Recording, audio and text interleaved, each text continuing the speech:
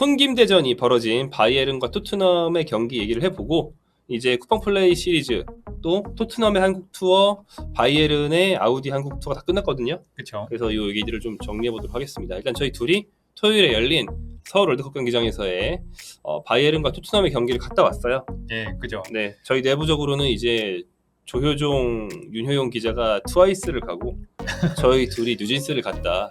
뭐 이렇게 구분하고 있는데 아무튼 갔다 왔습니다. 네. 예, 이날도 폭염 경보가 있었거든요. 그래서 35도 이상 좀 되는 더운 날씨였는데도 경기 3시간 전부터 이미 팬들이 경기장 앞을 이제 막 가득해서 채우고 있더라고요. 사실 이날 날씨가 진짜 더웠거든요. 기자석에 앉아만 있어도 땀이 나는 날씨였는데 이 팬들이 대단한 열정으로 이제 바이언 대 토트넘 경기를 보러 왔다. 네. 이렇게 할 수 있겠고 네. 이날 뭐 토트넘도 물론 좋았겠지만 바이언 팬들이 특히 더 좋았을 것 같아요. 왜냐면은 현지 장내 아나운서가 직접 와서 이제 선수단 명단에 불러주기도 하고 농담도 던지면서 팬들한테 응원가 그 슈퍼 바이언 하는 노래 있죠. 슈퍼 바이언 네 이렇게 하는 거. 예. 네. 그거를 이제 전파하기도 하고 하면서 하기도 했고 그 얘기를 잠깐 하자면 예. 바이언이 언론 담당관 자기네들 네. 공식 MC가 있거든요. 그분이 모든 인터뷰마다 다 같이 다녔어요. 그리고 지금 말씀하신 장내 아나운서도 데리고 왔고요. 예. 골 넣으면 바이언 홈 경기에서 트는 자기네들 특유의 노래 있거든요. 그렇죠. 캉캉 같은. 네, 띵땅땅땅땅 따라땅땅땅땅 요것도 틀고. 예. 그리고 구석에 바이언 팬이 끼케 한 50명 정도였다고 들었는데 그분들이 목소리가 엄청 커가지고 온 거 되게 세게 불렀거든요. 예. 그래서 한국에 겨우 한 게임 하러 온 건데 거의 뭐 히어리즈 어나더 알리안츠 아레나 느낌으로 아예 그 바이언 홈 경기를 이식하려는 듯한 네, 그런 게 좀 눈에 띄었다는 좀 그런 특이한 점이 있었습니다. 토트넘 팬들도 나름의 응원으로 응수를 하면서 팬들의 응원 열기도 뜨거웠다 이렇게 말씀드릴 수 있겠습니다. 네, 그러니까 숫자는 아무래도 한국에서 손흥민 선수가 뛴 기간도 길고 그쵸. 한국에 공을 들인 지도 오래됐기 때문에 토트넘 팬이 확실히 많아요. 그래서 이제 바이언 팬들이 약간 일당백 느낌으로 조금 목소리를 내줬기 때문에 그나마 비슷해졌다. 이런 거죠. 기본적으로는 토트넘 쪽 응원 열기가 더 높았죠. 그렇죠. 바이언이 이번 한국 투어에 공을 많이 들인 게 또 느껴진 게 경기 전에 또 한글 유니폼 등에 노이어라고 한글로 이름이 적힌 그렇죠. 그 유니폼을 입고 노이어와 손흥민이 주장으로 만나서 이제 경기장 방향 정하고 이런 대화도 잠깐 나눴고요. 그 다음에 경기 시작 전에 또 이번 시리즈에서 화제가 됐던 뉴진스의 시축이 있었습니다. 전날 바이언 선수들한테 이제 특훈을 받았다. 뭐 정확히는 김민재 선수입니다. 네, 네. 받았다라고 네. 했는데 그러니까 팬들이 아시더라고요. 네, 계속 얘기하면은 시축을 5명 다 준수하게 찾는데 그 중에서 이제 민지 씨가 네. 분데스리가 킥을 해서 인터넷 커뮤니티에서 소소한 화제가 됐더라고요. 공이 멀리 나갔어요. 네, 그래서 여러 가지가 있는데 그중에 합성물 중에 하나가 공이 워낙 높게 떴잖아요. 그러니까 분데스리가 킥을 해서 시축을 한 걸 그 로빈 반 페르시가 발리슛으로 따라서 맞아요. 넣는 그런 영상 합성도 있더라고요. 일단 그 분데스리가 로고를 저걸로 바꿔라. 이런 얘기 있었고 보면 5명 다 자세는 좋았어요. 전날 괜히 배운 게 아닌지. 그쵸. 하지만 그 자세를 멀리 가는 킥으로 연결할 수 있는 피지컬은 역시 체육계가 놓친 인재 민지 씨한테 있었다. 네. 그렇죠. 이날 뭐 시축뿐만 아니라 뉴진스 하프타임 공연도 성황리에 진행이 됐고요. 풋사라를 신고 트와이스처럼 풋사라를 신고 훌륭하게 4곡인가요? 네, 4곡이었죠. 네. 4곡을 훌륭하게 소화했다. 경기적인 얘기로 가볼까요? 손흥민 선수는 역시나 이번 프리시즌은 초반에만 좀 스트라이커로 뛰다가 갈수록 왼쪽 윙어로 이제 이동해서 뛰고 있는데 이날도 비슷했고요. 토트넘은 전반전에 주전급, 후반전에 후보급이고 포메이션도 뭐 거의 비슷하게. 그쵸. 뭐 역시 포스트코글로 감독이 큰 변화 안 주고 하던 대로 했고 조금 달라진 점이라면 이제 아치그레이가 프리시즌 초반에는 주로 센터백을 봤는데 얘는 미드필더로 올라가 뛰었고 그래서 수비는 벤 데이비스랑 드라구신이 드라구신이 맞죠. 에메르송 후반전에 들어온 거고 그렇게 선발 멤버가 나왔습니다. 네. 이제 바이언은 프리시즌 사실상 첫 경기라고 해도 무방할 정도의 그런 경기였는데 그렇죠. 앞서 다 아마추어 및 하브리그 팀들이랑만 했거든요. 이날 전형을 굳이 따지자면은 뭐 4-2-3-1에 가깝다라고 볼 수 있겠지만 실제로는 4-2-4에 좀 더 가까운 그런 운영을 보여줬고 4-2-4. 네. 그러니까 이 콩파니 감독이 벌리 때도 그렇고 앤더레어트 때도 그렇고 기본적으로 4-4-2 대형 기반의 압박 축구를 좋아한다. 그렇죠. 근데 그게 나온 거죠.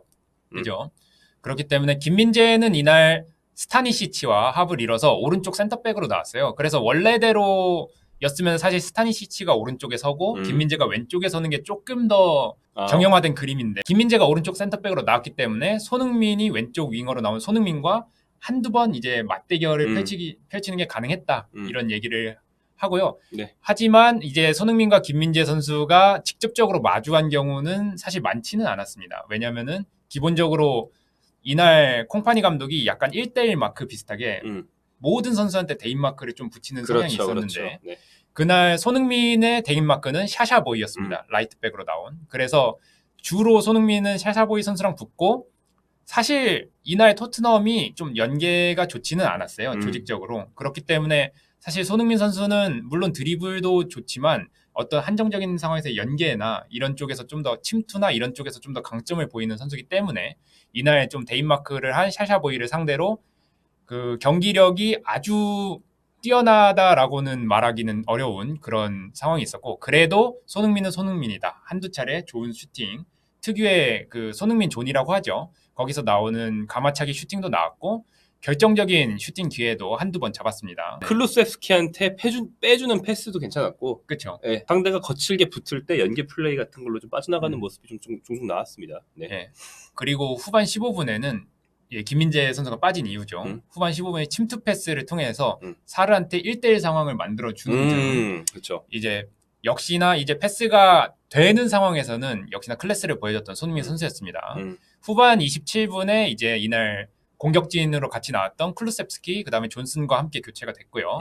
경기장에서 열화와 같은 함성이 나오고 손흥민 선수도 박수로 이제 팬들한테 화답을 해주면서 경기를 마쳤습니다. 이 김민재 선수는 이날 센터백으로 나와서 주로 클루셉스키를 상대를 했습니다. 네. 상대를 하고 인상적인 수비력을 선보였는데 전반 8분에 사실 클루셉스키가 한번 왔다 갔다 드리블하면서 김민재 선수를 거의 제치는 듯한 그런 장면이 있었거든요. 네. 스타니시치가 커버를 쳐서 막은 그쵸. 그 장면이 있었는데 사실상 그 장면을 제외하고는 클루셉스키를 상대로 압도를 했습니다. 특히 몸싸움에서 김민재가 클루셉스키한테 이제 우위에 있다 보니까 이 부분에서 클루셉스키가 고전하는 모습을 볼 수 있었고 특유의 전진 수비로 하프라인 부분에서 공을 끊어내는 것도 여러 차례 볼 수 있었습니다. 계속 나왔죠. 네. 예.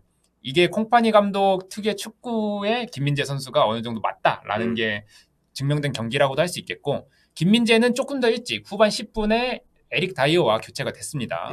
역시나 손흥민 선수와 마찬가지로 함성이 가득했고요. 박수로 네. 화답을 했습니다. 그리고 이제 그 얘기가 뒤에 있네. 후반전 시작했을 때부터 노이어가 빠졌으니까 네. 주장 완장이 누군가한테 가야 되는데 그걸 이제 김민재가 받아차면서 캡틴 김민재가 한 10분 정도 뛰었죠. 그렇죠. 네, 손흥민, 캡틴 손흥민, 캡틴 김민재 이렇게 붙는 뭐 한국 팬들이 보기에 굉장히 재밌는 또 흐뭇한 그런 모습이 있었습니다.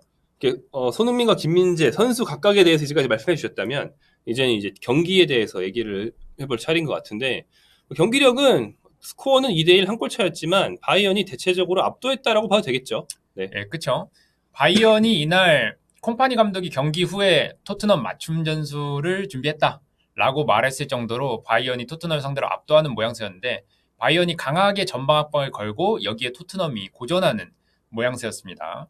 토트넘은 물론 그 크리스티안 로메로와 미키 판더벤이 둘 다 이제 각각 코파와 유로 때문에 한국 투어에 참여하지 못하긴 했어요. 네. 근데 그럼에도 불구하고 지난 시즌부터 사실 로메로와 판더벤이 없을 때 이 센터백에서 풀어나가는 게 지속적인 약점이었거든요. 그럼요. 네. 그렇기 때문에 프리시즌에 이거를 해결할 필요가 있었는데 이 숙제가 그 지난 시즌 중반부터 지금까지 아직도 해결이 안 되는 모습을 연이어 보여주면서 포스테코글루함도 2년 차에 대한 약간 우려 같은 게 좀 나오는 그런 경기였다고 볼 수 있겠고요. 그렇기도 하고, 네. 토트넘은 거의 주전인데 센터백만 없었다면, 네. 바이언은 지난 시즌 팀 내 득점 1, 2, 3위인 해리케인, 무시알라, 리로이 자네가 다 빠진 상태였거든요. 그쵸. 그러니까 토트넘이 수비가 없었다면 반대로 바이언은 공격이 없었단 말이에요. 근데 이제 비슷한 전력 누수의 양으로 보면 비슷한 상황이라는 거죠. 네. 바이언이 오히려 좀 심할 수도 있고. 특히나 이제 이날 뛸 뻔했던 무샬라까지 빠지면서 그런 점을 본다면 뭐 멤버 누구가 없었다라는 핑계도 되게 힘들고. 그렇죠. 네. 일단 전술적으로 경기 후 기자회견에서 콩파니 감독이 포스테코글루 감독 토트넘을 분석을 했고 거기에 맞춤 대응을 어느 정도 했다고 얘기를 했어요. 예. 그래서 측면 자원을 옆으로 많이 벌리고 전형적인 9번이 없으니까 10번에 가까운 그러니까 공격형 미드필드에 가까운 선수를 동시에 2명 놓으면서 압박의 강도를 높였다는 거죠. 그렇죠. 그러다가 이제 공이 측면이든 중앙이든 뭐 득점기를 만들어서 투입이 될 때는 그 공격 자원 중에 누구든 문전으로 뛰어들게 하는 그런 식의 운영을 했다는 얘기였는데 뭐 그게 먹혔다라고 네. 굉장히 흐뭇하게 말씀을 하셨고 씩 웃으면서 그리고 토트넘도 압박을 강하게 하는 팀이잖아요. 예. 그런데 압박 강도의 싸움에서 사실은 뭐 솔직히 말하면 발렸다라고 할 수 있어요. 근데 이거는 포스테코글루 감독 말처럼 우리 팀이 체력 상황이 정상이 아니라 그래 뭐 이렇게 말할 수도 있긴 한데 저는 사실 보면서 그런 느낌이 들었어요. 뒤에 그런 내용 없죠. 절실함의 차이다. 지금 사샤보이가 손흥민을 계속 괴롭혔다고 채팅에도 많이 올라오는데 좀 친선전인데 저렇게까지 하나 싶을 정도로 되게 치열하게 사샤보이가 했단 말이에요. 반칙을 감수하고. 바이언 중원에서 조슈아 키미히가 공은 잘 차지만 좀 비리비리하고 그런 선수라는 좀 장단점이 있는데 이날 중원 싸움을 진짜 빡세게 해가지고 그렇죠. 사르랑 아치그레이를 완전 괴롭혔고요.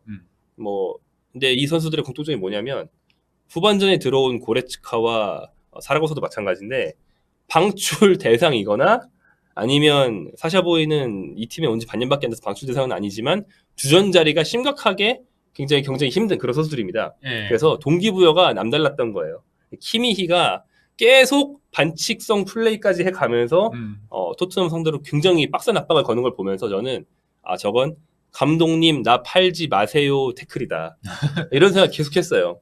키미히나 고레츠카가 못한다고 지금 팔 거라는 얘기가 계속 나오는 선수들이거든요. 그쵸. 그러니까 너무 못하는 건 아닌데 연봉에 비해서 못한다. 그래서 그런지 진짜 빡세게 뛰면서 감독님 나 하면 합니다. 약간 이런 걸 보여주는 느낌. 예. 그래서 고정된 멤버로 뛰는 토트넘과 오히려 멤버가 좀 불확실하고 앞으로 다 바뀔 수도 있지만 그런 게 동기부여가 된 바이언의 차이도 있지 않았나 그런 생각합니다. 네. 예, 그 말씀하셨다시피 바이언에서 어떤 주전 자리가 위협받거나 아니면 이적설이 나던 선수들이 하나같이 맹활약을 하는 모습을 보여줬고요. 뭐 경기 자체는 전반 3분에 유망주, 이 선발진 중에서 유일하게 유망주였던 비도비치가 그렇죠. 무시할라 못 뛰어서 들어온 선수죠. 예, 네. 선제골을 넣었고 후반 12분에 말씀하셨던 고레츠카가 추가골을 넣으면서 승기를 잡았고요. 토트넘이 그래도 위안을 얻을 만한 거는 후반 21분에 손흥민이 공을 지켜내면서 시작된 공격 기회에서 페드로 포로가 환상적인 중거리 골을 넣으면서 만회골을 넣었다. 네. 예. 그리고 바이언 선수들이 그렇게 계속 붙잡고 늘어지고 좀 반칙성 플레이를 하는데 주심이 K리그 분들 아닙니까? 예. K리그 좀 잘 안 불거든요. 그렇죠. 그래서 K리그는 이런 거 안 부는데 이러면서 넘어갔단 말이에요. 그래서 그 기자석에서 보면 보이잖아요. 토트넘 선수들이 많이 긁혔어요. 평정심을 잃은 선수가 꽤 있었습니다. 예. 짜증을 많이 냈고 포로도 그 중거리 슛빵 넣고 나서 표정이 진짜 개자식들 이런 표정으로 돌아가더라고요. 네. 맞아요. 그래서 토트넘 선수들이 좀 긁히기도 긁혔다. 이런 느낌이 들었습니다. 진짜 정식 리그 경기면 사실 반칙으로 불릴 만한 상황도 한두 장면 있었던 게 사실입니다. 그거를 바이에른이 좀 운 좋게 혹은 영리하게 이용해서 그렇게 바이에른이 승리를 잡을 수 있었고 유망주 대결에서도 이날만큼은 바이언이 승리를 거둔 것 같아요. 그렇죠. 토트넘이 좀 더 기대를 모았는데 실제로 해보니까 유망주 대결에서 뭐 비도비치는 물론이고 후반에 교체로 나온 뭐 아딘 리시나라든가 미드필더로 그다음에 아담 아주누 그다음에 네스토리 이랑쿤다 막판에 좀 슈팅 많이 때렸던 레프트 윙 이 선수들이 좀 두각을 나타내면서 유망주 대결에서도 바이언이 토트넘을 상대로 우위를 점했다.